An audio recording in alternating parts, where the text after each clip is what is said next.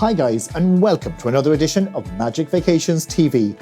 This week, we're in conversation with Eoghan Corry, editor of Air and Travel magazine, about everything you need to know about the digital COVID certificate.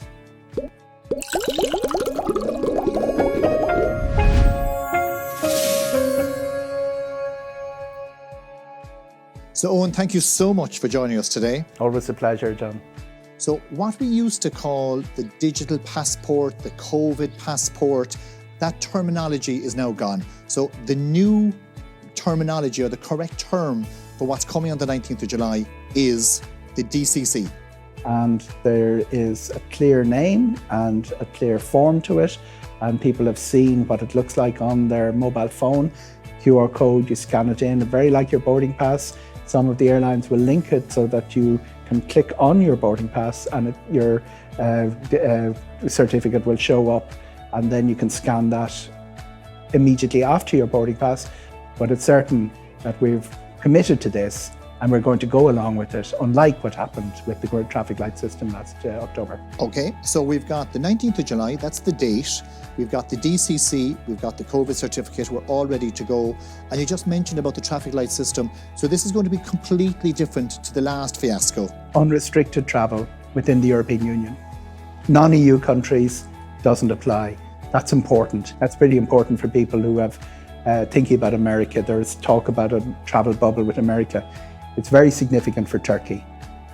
Turkish Airlines have a new route to Antalya to launch this summer. They're not going to be part of the digital green certificate, so we'll be looking for some sort of agreement, and that could come at Central European level, or it could come between Ireland and third countries. But as it stands, EU only. But if I was at home looking to plan where I'm going to go on holidays, should I be paying, close attention to this? Because I'm just looking at the rates, say, from the last report, and Malta has the lowest, 9.13, tiny rate. Iceland 9.62, Finland, all very, very low when you compare to us around the 100 mark. So should that be in the mix?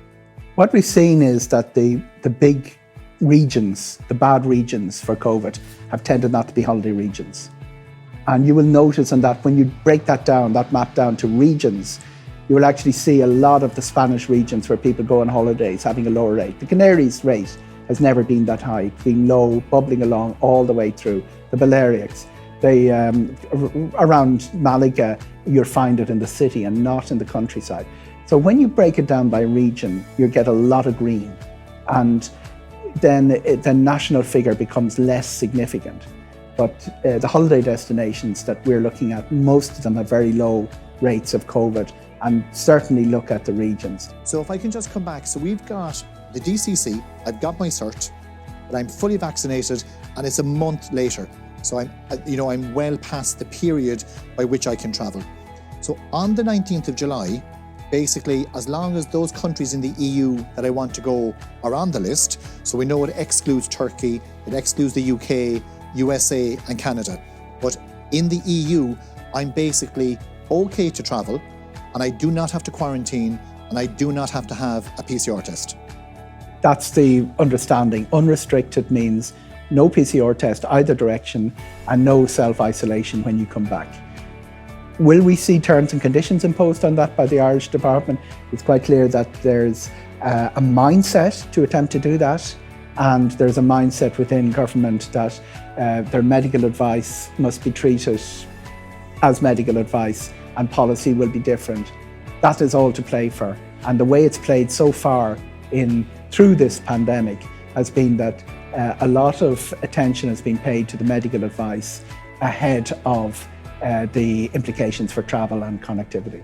Okay, and of course, I suppose we should just mention that it does change so often.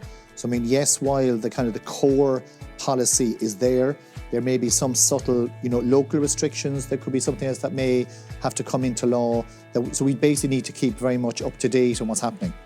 And it's quite clear that while we have signed up on July the 19th, there is Buchel would be the Irish word, an aspa fáilte, lack of a welcome for it. There's sort of a slight resentment of it in an environment where the rest of Europe, almost to a nation of the 27, is more enthusiastic about returning to travel than we are. Yeah, I would agree with you. And I think there's a huge amount of confusion out there. Can I travel? Yeah, you can travel unrestricted, double dose. Very simple. After that, you now go into individual policies of countries. Yeah. Individual policies of countries. Let's cut it to the chase here. There's 2 countries that matter. Yeah. Spain and Portugal is where we all go on holiday. Yeah. 70% of the Irish market goes there. Both of them have a policy where they've moved from requiring a PCR test to allowing antigen. Yeah, which is far cheaper. Far cheaper. Yeah. The PCR test, most people looking at this will know how it works. Biggest problem is you have to do it in advance. You rock out to the airport, do it, get your result. They're very efficient the following morning, and then go back to the airport. Because it's 72 hours. It's 72 hours in advance, but it takes a longer time to process. If antigen testing comes in, it'll be a huge step forward. But one of the things that's changed is that Spain and Portugal are both allowing antigen. The second thing, and it's very important for small children, is that it was a case that children under 6 didn't require a PCR. Now it's children under 12. It gives you that child between the ages 6 and 12 free on the outward journey. It still isn't clear, are they free on the return journey, and will we require a PCR test before returning? So if you have, say, 2 children under 12, they need a PCR test. Only on the return. If they're going to Spain and Portugal, they don't need, under 12 do not need a test going to Spain or Portugal. And do they need antigen?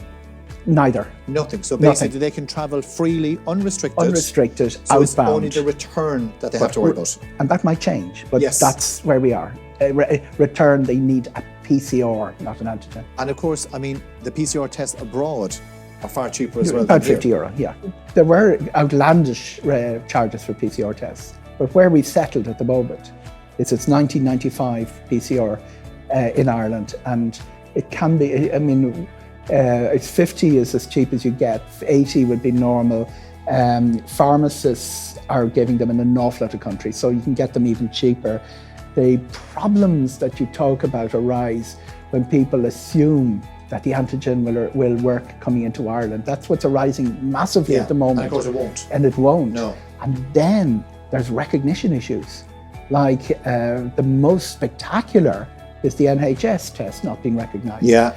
And that's caused havoc, 30 people off one aircraft. That's what the certificate is brought in to get rid of. But so far, it's only getting rid of it if you've had your full course of vaccination. And we have to go back to look at the Rubik's Cube and start spinning it to work out when we go on holidays, how it applies to the teenagers and the people in the early 20s. Yeah. And that's going to be, the unlocking the family market has been a plea from Aer Lingus, Ryanair, the Travel Agents Association. Everybody's saying, please don't leave us with the Rubik's Cube. Please unlock the family market. If there's a regulation, there's an antigen test, let us know what it is, but make it clear so that whether you go to Spain, Portugal, or Galicia, or Asturias, or Canarias, it's going to be the same. And they want that. They want that for Greece and Italy as well. One interesting trend, though, that I did see is that we are seeing a select amount of tour operators covering the cost of the PCR tests. Yeah, and some of the tourist boards, France has stepped in on PCR testing. The thing about PCR testing is very expensive for an individual. When you buy it en masse, it's not. And the tour operators are already doing so. Some of the airlines, some of them, and as you say, some of the countries, some of the tourist boards are doing it. It's in their interest to do it because the actual cost of providing it is, even in marketing terms, isn't that high. Do you think there's a case that the HSE may cover the cost of the PCR? There is a very strong case for the Irish government to step in and say, everybody's PCR test coming to Ireland will be covered by us. Come, wealthy Americans, vaccinate, double vaccinated. If you require a PCR test, we'll pay for it. Somebody come and stay in the 5-star resorts of Ireland. I think it's crucial. And I think if they did do it, it would be a huge positive step because it then automatically takes that burden away. Yep, there's very few still on PCR. You can actually, by the time July the 19th comes on, antigen probably will be the prevailing wind. Check the regulations of the country you're going to. The return regulations will be more or less one size fits all. Everybody will be required either to have, they may be required to have a test if they're not through the whole double dose, and it could be a PCR test still. But Outbound, there is going to be different sets of regulations. But remember, John, this only applies if you haven't had the full course of vaccination. Yeah. The only people who are completely free on July the 19th are the full course of vaccination. And we've seen the memes of the grannies dancing on the table. Yes, in, absolutely. They can't wait. Ibiza. They can't wait to get back again. So, and that's exactly it. And I suppose that's the key thing. July the 19th is very important, and it's a great day if you are fully vaccinated. But even if you're not fully vaccinated, you can still travel, but you do require testing. So, but it's just that, the whole no ban travel is gone. You can overstate the restrictions.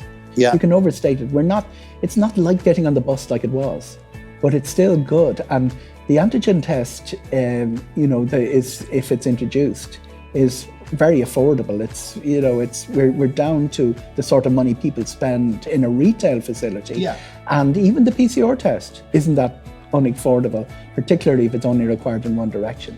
So we are free. July the 19th is liberation, and we can't understate the liberation or go around, as some people are, saying, oh, this is going to create so many problems in the airport with queues. The airport is going to cope. They are good at coping. Do you remember we were all told we couldn't bring liquids on aircraft? Yeah, and it was very quick before they got going. Very, very quickly. And we also have to remember that there's scare factor here is that it's our first flight. We're all kids again. We've never been on a plane. We've never worn a mask. So it's all new. Cannot wait for that door to open and that hot air just to come up the stairs of the aircraft. So I suppose in summary, the DCC is coming in on the 19th of July. That traffic light system and that fear of everything turning midway during the holiday is gone. Everything is, it is okay to travel. The ban on travel is gone as of the 19th of July. If you're fully vaccinated, you're good to go. But you can still travel even if you're not fully vaccinated, but you do require testing. And that will determine on the country you're going to and also coming back. And of course, that's going to evolve as the summer opens and as we get to the 19th of July. Absolutely. Mask on plane is the other big change that's going to be.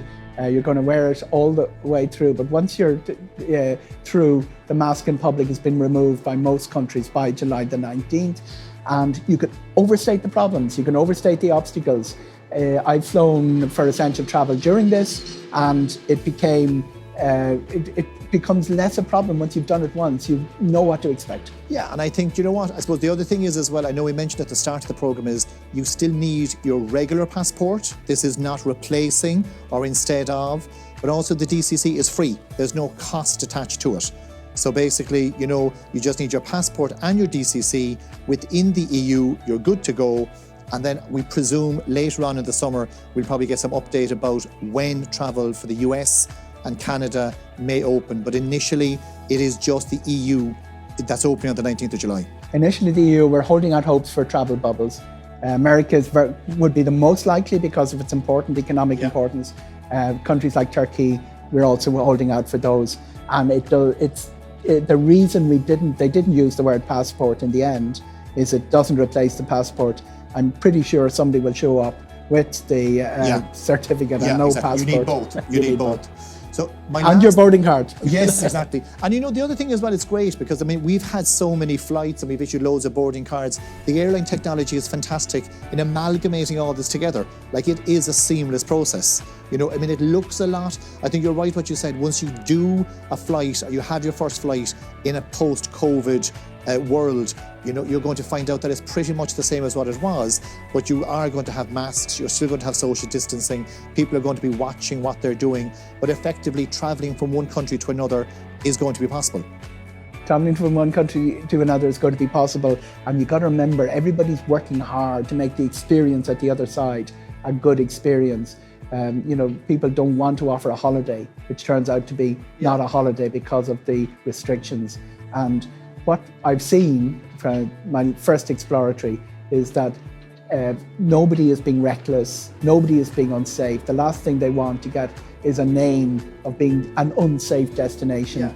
And region by region and country by country, they're working hard to making sure everything will come as close to the 2019 holiday experience as it was. Aviation is doing the same. It's now up to the Irish government to let us know what we know it's going to be unrestricted for people who've been through the full course, but what are those families going to do and what are the restrictions going to be put on them? And I suspect there will be some level of antigen testing required, at least, maybe PCR. But you know what? It's not that expensive in the overall context of your holiday. And you know what? In a previous episode, we were with Emirates in Dublin Airport, and Enda Cornell, the country manager, he said something that really resonated with us, which was, there is pent-up demand there. People do want to go back, and they are doing bigger trips, but also they're going to make the trip count, which I thought made total sense, because whatever trips that people go on, they are going to make sure that those trips do count. Holidays are all about memories, they're all about dreams, and the memories and the dreams haven't been killed by COVID. Yeah, absolutely. Well, isn't that a great way to finish this episode? Eoghan Corry, editor of Air and Travel magazine, thank you so much. It's just great to get all the information and the data. Again, it's constantly evolving. We need to constantly stay on top of it to make sure that we're on top of all those terms and conditions. But roll on the 19th of July when we can pack our bags. Thanks very much, John, and thanks to Magic Vacations. Even being with you makes me feel like I'm on holiday. Thanks, Eoghan.